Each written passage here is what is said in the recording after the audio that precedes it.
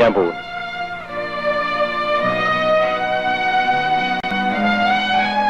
പക്ഷെ ഒന്നുണ്ട്, ഒരു പെണ്ണിന്റെ മനസ്സ് വേദനിപ്പിച്ച് ഇനിയൊരുത്തിയുമായി മനസ്സമാധാനത്തോടെ ജീവിക്കാമെന്ന് നീ കരുതണ്ട. ഊണ് കഴിച്ചിട്ട് നാളെ കാലത്ത് പോയാ പോരെ? ഇത് ഇവിടെ നിന്ന് എന്റെ ലക്ഷ്മി വരേണ്ട വാക്കുകളാണ്. ഞാനും ഒരു മോളാണെന്ന് കരുതിക്കൂടെ?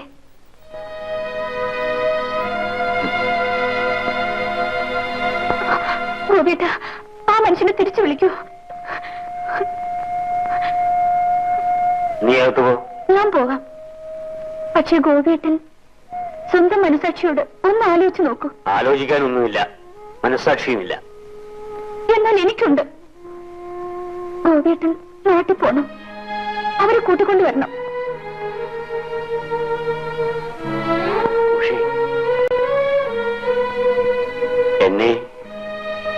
എന്നേക്കാൾ കൂടുതൽ മനസ്സിലാക്കിയ നീയാണ് ഇത് പറയുന്നത്.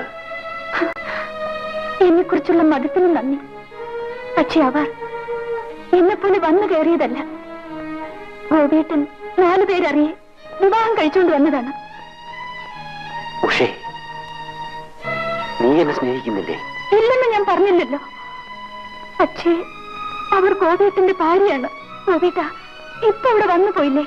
ആ മനുഷ്യനാണ് നിന്റെയും അച്ഛൻ. ഗോപിയേട്ട, സ്വന്തം മകളെ തിരിച്ചറിയാൻ മാത്രം മഹാനായ നോവലിസ്റ്റ് രാമേന്ദ്രൻ വളർന്നില്ല അല്ലേ? പക്ഷേ എനിക്കെല്ലാം നേരത്തെ മനസ്സിലായി. കരയാതെ കരയാതെ. എന്നോട് അല്പമെങ്കിലും സ്നേഹമുണ്ടെങ്കിൽ ഗോപിയേട്ട ചേച്ചിയെ കൊണ്ടുവരണം.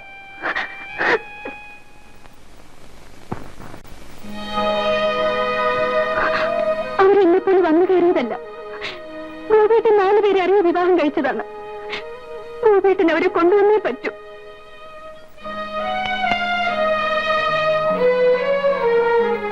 ഉഷേ, ഇന്നു മുതൽ നീ എന്നെ സാറേ എന്ന് വിളിക്കരുത്. ഉഷയ്ക്ക് ഇഷ്ടമാണെങ്കിൽ ഗോപിയേട്ട എന്ന് വിളിച്ചോളൂ.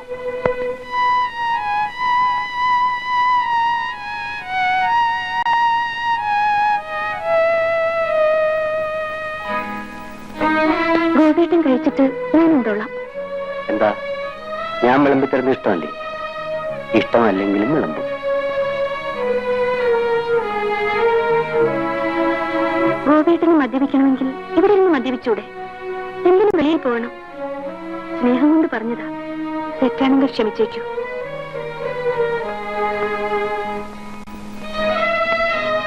ഇന്നലെ വരെ നടന്നത് ഒരു ചീത്ത സ്വപ്നമാവട്ടെ. ഇന്നു മുതൽ ഒരു പുതിയ ജീവിതം. ഉഷേ, നിന്നെ എനിക്കിഷ്ടമാണ്. എനിക്കും ഗോപിയേട്ടനെ ഇഷ്ടമാണ്. നിന്നെ ഞാൻ വിവാഹം കഴിക്കും. അതൊക്കെ വിവാഹം കഴിഞ്ഞിട്ട്. എന്നിട്ട് മതിയല്ല. എനിക്കുള്ളതെല്ലാം ഗോപിയേട്ടൻ്റെതാണ്. Good night.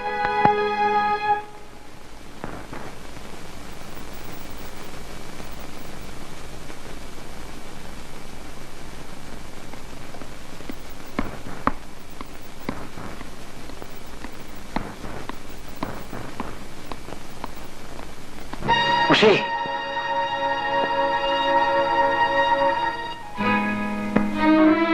നീ എവിടെ പോകുന്നു? എവിടേക്കാണെന്ന് എനിക്കറിയില്ല. പക്ഷേ ഞാൻ പോകുന്നു. മരവിച്ചൊരു ഹൃദയമായിട്ടാണ് ഞാനിവിടെ കയറി വന്നത്. ഗോപിയേട്ടന്റെ സ്നേഹം എനിക്കൊരു പുതിയ ജീവിതം തന്നു. അർത്ഥമില്ലാത്തത് പലതും ഞാൻ മോഹിച്ചു. എല്ലാ സ്വപ്നങ്ങളും പൂവണിയുന്ന മുഹൂർത്തത്തിന് വേണ്ടി ഞാൻ കാത്തിരുന്നു. നീ എന്തൊക്കെയായി പറയുന്നത്? നിന്നെ മറക്കാൻ എനിക്കൊരിക്കലും കഴിയില്ല കുട്ടി. അതുകൊണ്ട് തന്നെയാണ് ഞാനിവിടുന്ന് പോകുന്നത്. ഞാനിവിടെ നിന്നാൽ ഒരിക്കലും ഗോപിയേട്ടന് സ്വസ്ഥതയുണ്ടാവില്ല. ചേച്ചിയുടെ സ്ഥാനത്തേക്ക് ഞാൻ വലിഞ്ഞേറാൻ പാടില്ല ഗോപിയേട്ട. ഗോപിയേട്ടൻ ഒരിക്കൽ എന്നോട് പറഞ്ഞത് ഓർക്കുന്നുണ്ടോ? ഇതുവരെ നടന്നത് ഒരു ചീത്ത സ്വപ്നമാവട്ടെ എന്ന്. ഇന്നു മുതൽ ഒരു പുതിയ ജീവിതം എന്ന്. ഗോപിയേട്ട, ഗോപേട്ടൻ എന്നെ ഒരു അനിയത്തിയെ കാണണം. ഗോപേട്ടൻ ചേച്ചിയെ കൊണ്ടുവരണം. എന്റെ കയ്യിലെടുത്ത് സത്യം ചെയ്യൂ.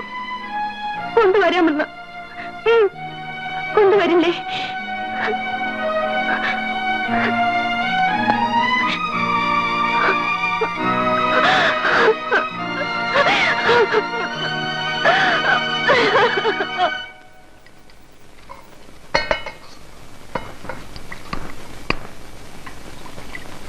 അരി എന്തുവാ നോക്കണം. ഞാനൊന്ന് കുളിച്ചിട്ട് വരാം. നിന്റെ തുണി വല്ലതും അലക്കാനുണ്ടോ? ഞാൻ അലക്കിയിട്ടുള്ള ചേച്ചി. അതിനി വേറൊരു സമയം. ഞാൻ അലക്കാം.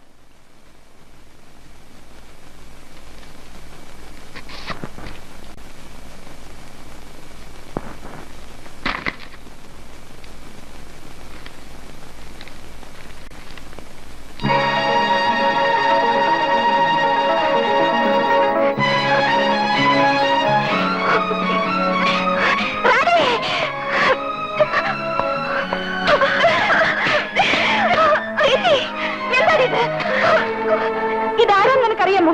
എടി അറിയാമോന്ന്? സണ്ണിച്ചേട്ടൻ എന്നെ വിവാഹം കഴിക്കാന്ന് പറഞ്ഞിട്ടുണ്ട്. സണ്ണിച്ചേട്ടനോ? എടി എന്നെ തൊട്ടുപോരുത്. എനിക്ക് ആ മനുഷ്യന് ഇഷ്ടമാണ്. എന്നെ വഞ്ചിക്കില്ലെന്ന് എനിക്ക് ഉറപ്പുണ്ട്. എനിക്കത് മതി. ഞാനൊരാളെ ഇഷ്ടപ്പെടുന്നത് തെറ്റാണോ? അല്ലടി. പക്ഷേ നിനക്ക് ആള് മാറിപ്പോയി. എടി അതാരാണെന്ന് നിന്റെ വിചാരം? വേറെ ജാതിയായിട്ടല്ലേ ചേച്ചി എന്നെ? അയ്യോ, അയാൾ എന്നെയും നിന്നെയും വഞ്ചിക്കാൻ ശ്രമിച്ചവനാണ്. പുഷ്പയുടെ വലങ്കൈ. ചേച്ചി അതെടി, നിന്നെ ഹോസ്റ്റലിൽ ചേർത്തിട്ട് തിരിച്ചു വരുമ്പോ എന്നെ നശിപ്പിക്കാൻ ശ്രമിച്ചത് ആരാ? ഈ നീജൻ. ശരിയാവാം. പക്ഷേ ആ പഴയ സണിയല്ലേ ഇപ്പോ? എന്തിന്? പണ്ട് ഗോപേട്ടനാരായിരുന്നു? റാണി, ഞാൻ തോറ്റടി. റാണി, നീ അവനെ വിശ്വസിക്കരുത്. അവൻ മനഃപൂർവ്വം നമ്മളെ വഞ്ചിക്കും. നിന്നെ സൂക്ഷിക്കാൻ മാത്രം നീ വലുതായിട്ടുണ്ട്. അതോർത്താൽ നിനക്ക് നല്ലത്. നിന്റെ നന്മയ്ക്ക് വേണ്ടി പറയുന്നു. റാണി, നീ അവനെ മറന്നേക്ക്. നീ എന്താ ഒന്നും മിണ്ടാത്തത്? നീ ദുഃഖിക്കാതിരിക്കാൻ വേണ്ടിയാണ് ഈ ചേച്ചി പറയുന്നത്.